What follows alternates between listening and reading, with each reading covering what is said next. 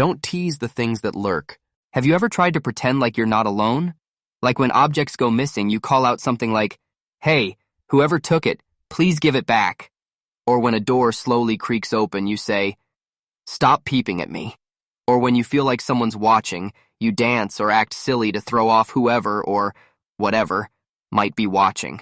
I used to do that. I still do. A few weeks ago, I was drinking at home with some friends.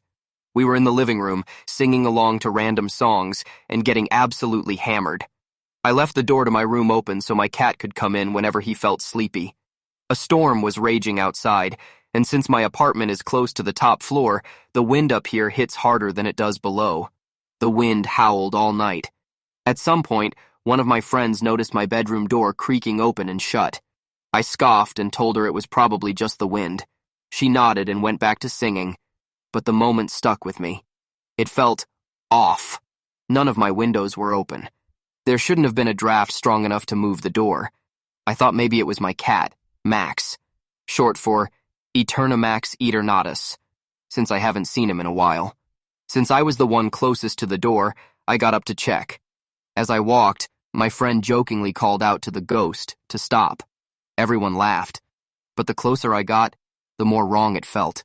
The creaking had changed. It wasn't random anymore.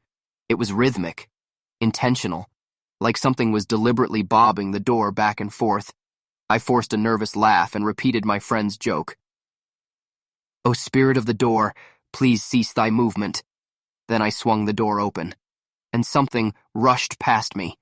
A gust of air so strong it took my breath away. Something had flown by at full speed.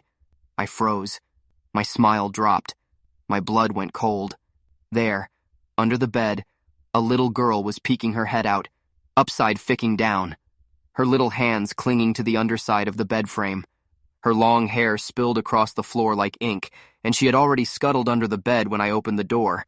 All I could really see were her eyes. They were massive, wide open, bloodshot, unblinking. Her brows were furrowed, and her cheeks creased like she was grinning. I shut my eyes and screamed. A real, primal, full-body scream.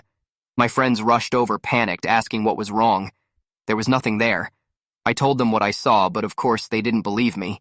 They said it may have just been a combination of stress and alcohol. I didn't push it. No matter how many details I gave, no one was going to take me seriously. Since that night, I haven't seen her again. I told the story to my mom.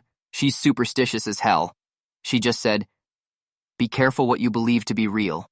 Sometimes, that's all it takes to make them stay." She didn't recognize the girl from any folktale or legend, but maybe one of you will. Ever since that night, I stopped mocking the feeling of being watched. Now I just hope whatever's watching me doesn't laugh back. I'll update if anything happens again.